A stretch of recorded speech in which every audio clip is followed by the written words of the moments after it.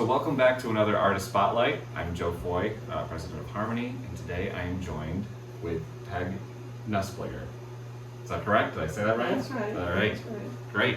So we're fortunate enough to actually be meeting here at the Lions Falls Library, where we're doing a music event. And you actually just led us in a song because it's been a rainy day here, Right. hurricanes passing through, and you just led us in a song. So now you were a music teacher, is that right? I taught instrumental music for 5 years at Bridgewater and then at Mount Markham.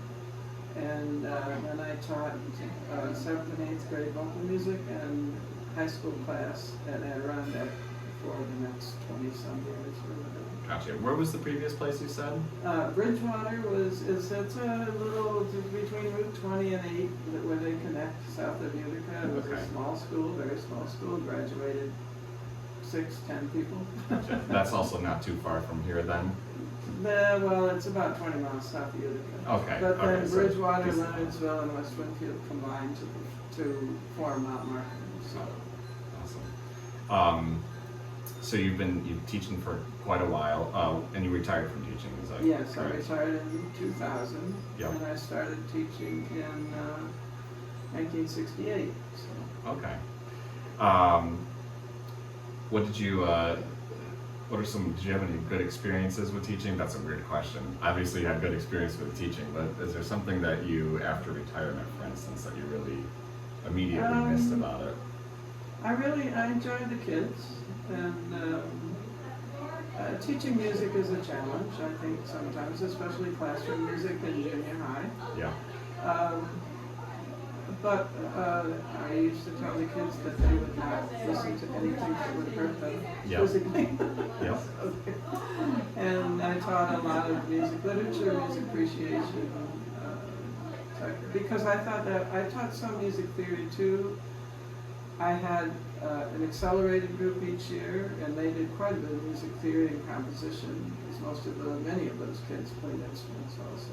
Mm-hmm. But to the average student, I try to concentrate. I did some basic music theory, but a lot on music literature and appreciation, because I thought the kids should know that Bach wasn't a baseball player. Right. Now you yourself, being a band director, I assume you had a main instrument growing I up? played French horn, Yep. trumpet first, and then French horn. My first teacher, in fact, was Luther Askin. You may not have heard of him, but he's very famous in Lowville. Came in the 20s with the circus band and then stayed. And he played cornet. Played trumpet, French horn, but also piano. Yeah. Did you start on the French horn, or did you start on trumpet Started and on move trumpet. and then move to Started French on horn? trumpet because Luther had my father. He said, "I know you must have a trumpet up in the attic." So he said, I was in 2nd grade. You bring that in, and that's what we'll start on. Yeah. So that's what I started on. And that's usually the way it goes, isn't Yes. it, with a French horn player? Yes, You don't start on it. Right. That's right. Because a lot of the kids who are starting out, because you're saying you're teaching middle schoolers, Yes. they're usually starting out on the trumpets and the saxophones. And then they switch over. And they switch over. And you decide, how do you decide, who's good enough, it has to do with like how they're doing at the trumpet. It has to do with their ear. Okay. The French horn, you can get a lot of notes without pushing vowels down.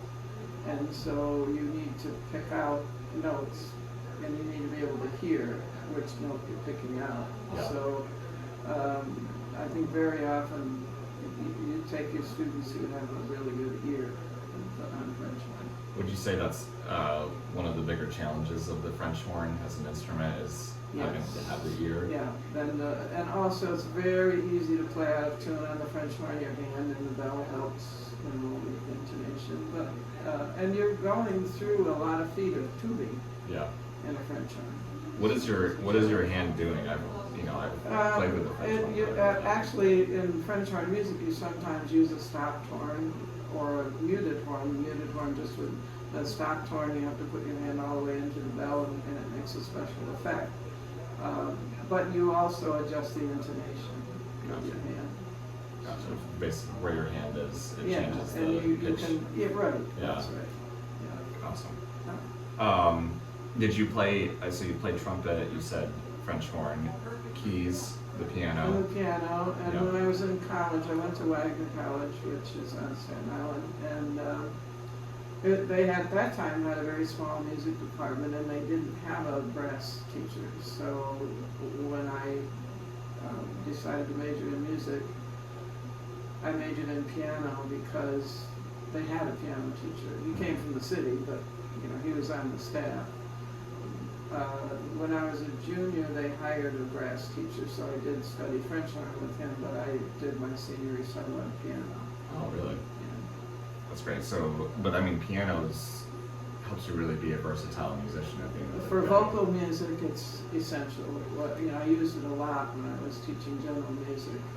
That makes sense. So, because as the piece that we went through before, I was thinking if I didn't know better, you were like a vocal instructor by the fact that we're doing a piece where we're all singing and you're playing the pieces and the parts and everything like that. And I did, most of my career was teaching vocal music, as it turned out. Oh.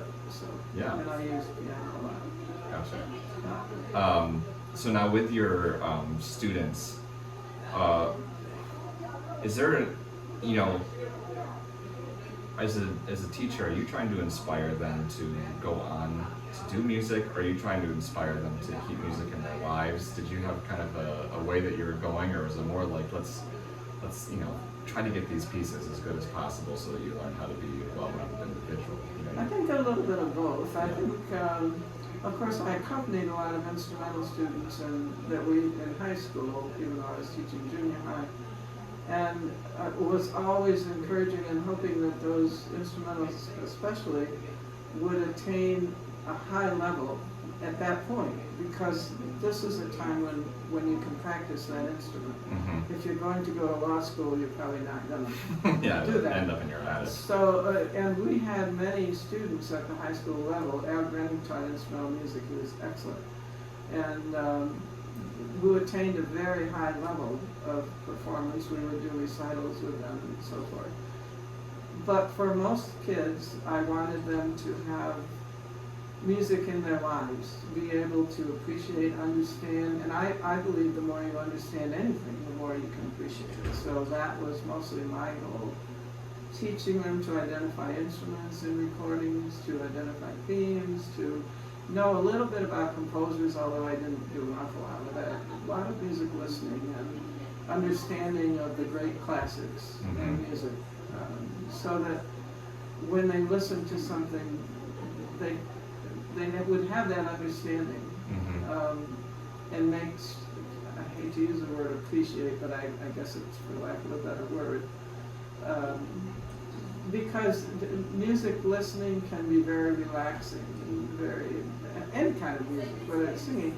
We did singing in my classes, and I would make up, they're back here in the library now, and we still use them at nursing homes for sing-alongs. Folk music, Peter, Paul, and Mary songs, Blowing in the Wind, Leaving on a Jet Plane, This Land Is Your Land, that type of thing. I wrote out both the notes and the words, because I wanted them to try to connect going up and down when they were singing. Yeah. And singing was a part of the class. At the end of the class, if we had time, they would be able to sing and choose songs from these notebooks that they had under their desk with this music in. And they enjoyed that because they knew they didn't have to work. Right. So, it was a good, so they would come in and, can we sing today? Right. And there too, because I just wanted them to understand that singing is fun. It's Right. you can just have a good time. Yep. So it's two things. You want people to attain a level that, the best level they can, and you can only do that by practice and study. But at the same time, you can also just enjoy it. So your teaching style, do you recall it changing at all from the time that you started teaching to the time, just before you retired? I think so, only because as you get older and you've been teaching for a longer time, in the first place, some good and some bad. When you first start out teaching, you're young and you're too stupid to know that some things aren't going to work. So you try a lot of stuff, and some of what you try is good, it's innovative. The longer you teach, the more you have experience about what is working, what the kids can relate to, and what doesn't work. So you refine a course, and music particularly, because there is no such thing as a syllabus like there is in history and math. You have to design your own class and use your own materials and have it be consecutive and make sense. And so as the years went on, eventually I had a design course that really I thought worked. But because you do that, eventually, you don't want to get stale either. Right. So, when I had the opportunity to retire when I was 55, and I said, good, this is, I've been doing this long enough, and it's time for some young people to take over and do something different. Yeah. So now I want to go back farther just a little bit, because have you lived in New York State all your life, or yes. Okay? And was there any particular reason that you kind of settled in this area? Yes, I came from Casterland originally. It's a little town between Louisville and Carthage. Yep. 321 people. Someone said in college there are more people in our dorm than there were in your hometown. And I student taught on Staten Island, of course, because that's where I was. Yeah. I enjoyed that, but the teachers punched a time clock even back in 1960-something. There were police already in the building. Mm-hmm. The whole delivery in the city is more sarcastic, just different. Mm-hmm. Even though you have the wonderful culture of the city, which is perfect. But as a teacher, I thought I could relate better to students who grew up in similar backgrounds. Yeah. So I purposely came to the rural areas. Gotcha. And so those students, do you, post-retirement, did you see many of them, or even, I guess, post their graduation, did you see a lot? I mean, both Megan and Claire, I didn't have in my class because I retired, but I had, I played for them when they were doing their solos in school, and so you were accompanying a lot? Yes, okay. I accompanied a lot. And I've directed the community chorus here, Adirondack Community Chorus, for 40-some years, since 1976. So over the years, many former students still sing with us and have over the years. And, Awesome. You mentioned October 20th or something like that. Was that a real date? It is a real date, and we will be singing that song. Yes, the Adirondack Community Chorus does 3 formal concerts a year. And then in addition to that, as we do programs at Boonville Nursing Home twice a month and the Senior Citizen Brookside in Louisville once a month, that are not formal programs, but we have a lot of our best singers come, a lot of singers of all levels come to those programs, so we do some solos and duets, but mostly sing-along type things, sometimes choral arrangements, depending on who's there, like we did today, just to read through things.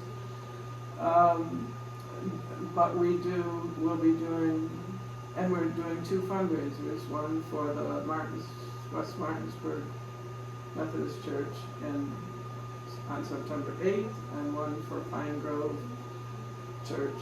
They're both historical buildings. They don't actually have services anymore. Gotcha. So we're doing those fundraisers, so we're doing a concert for them. We'll have one rehearsal and then, do those.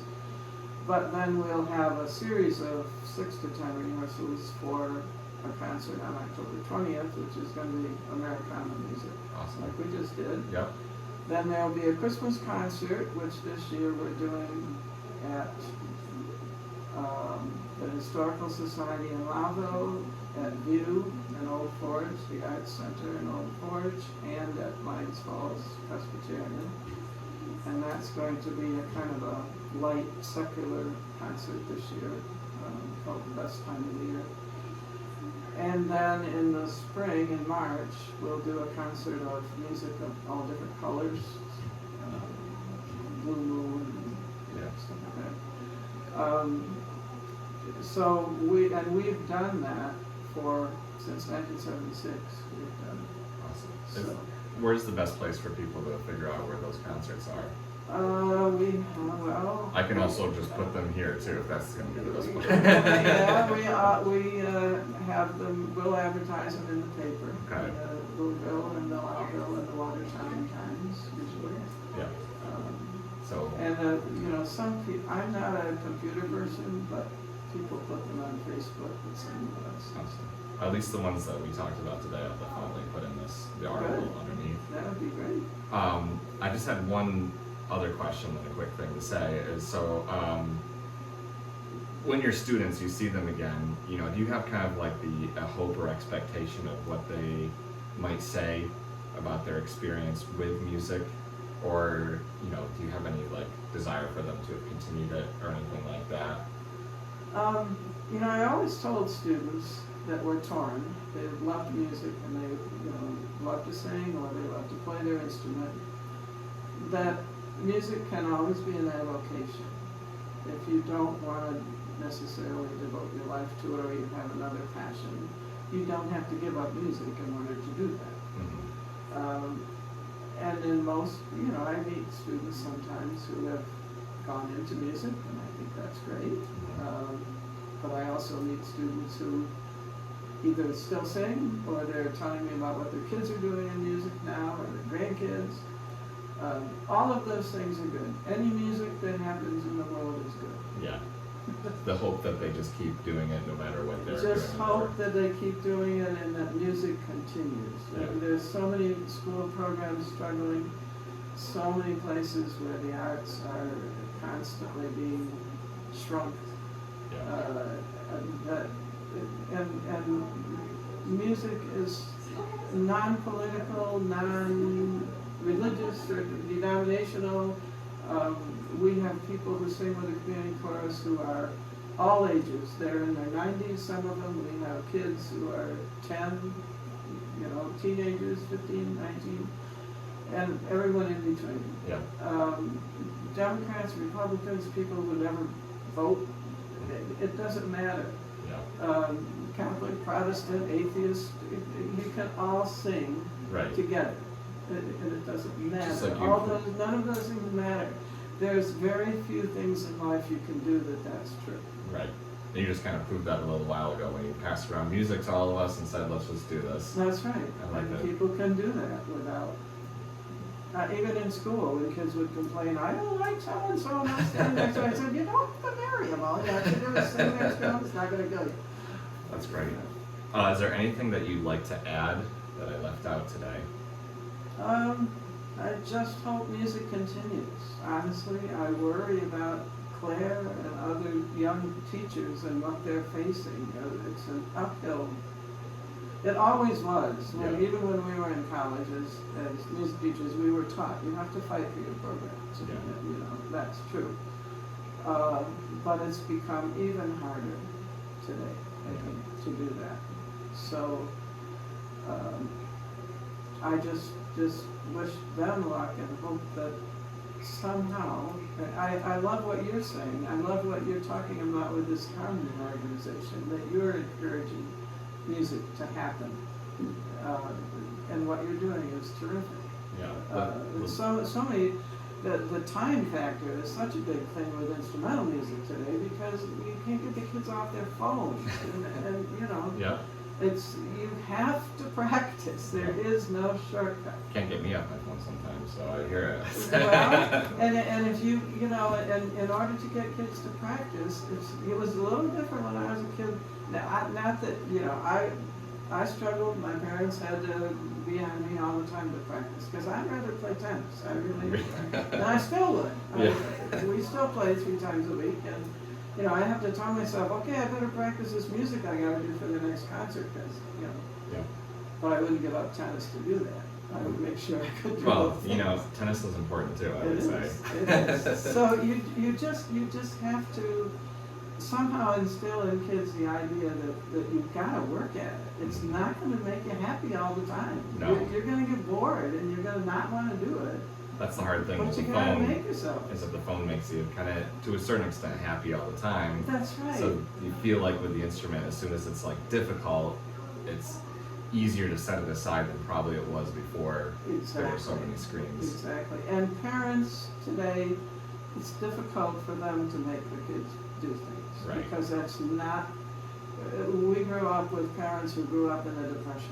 Mhm. They weren't afraid to say to their kids, here's what you're doing. You don't need to know why, and I don't need to pay you to do it. This is what you're doing, period. Right, But that is not the style of parenting today. right. Yeah, it's some kind of happy medium there that helps the kids Yes, play music and be proficient. yes, You know, because the and love it, proficiency too. leads to the enjoyment. Yes. That's the other thing. You're not gonna love it all the time, but it Right. will lead to enjoyment. Right. You stay with it. Very good. I appreciate you doing this today and being our Artist Spotlight for this month. And look forward to I'll send you the article and everything when it's all done. Oh, fine, I appreciate what you're doing with music. You're the young generation, you keep going, Thank you. Appreciate that. and gives me hope.